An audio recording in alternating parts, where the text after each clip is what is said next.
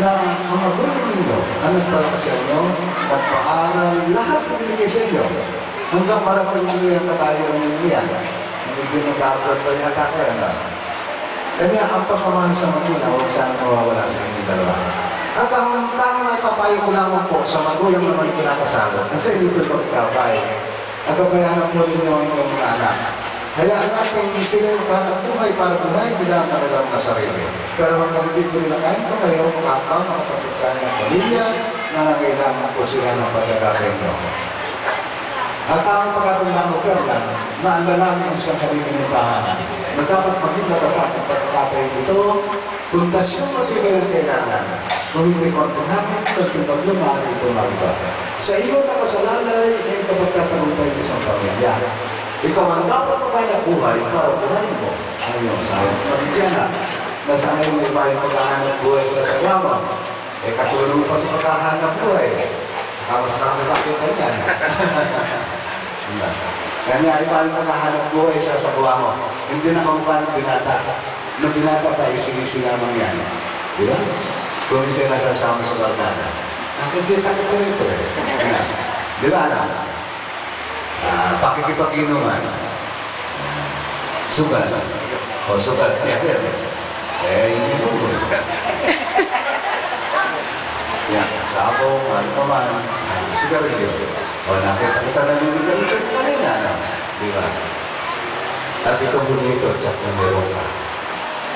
Chicks. Ha?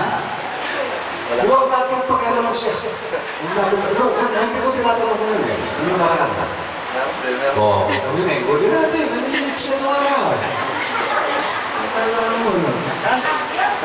Pero sa ngayon, Fernan, lahat ng mga bisyong yan, ialis mo.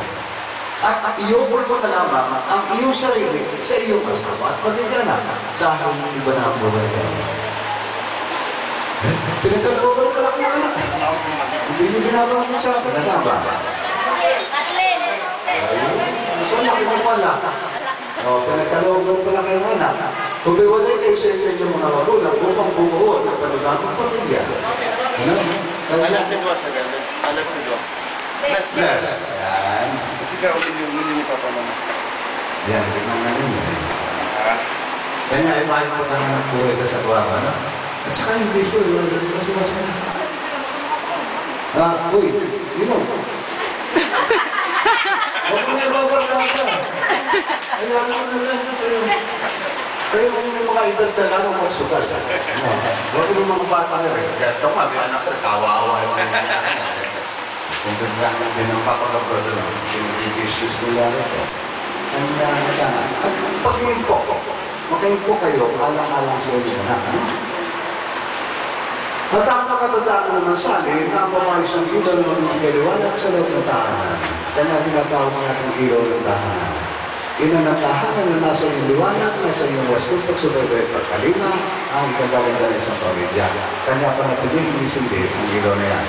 At kung natawag lang ng Fernan at sali, tatalong bagay na mga binakit ko sa inyo.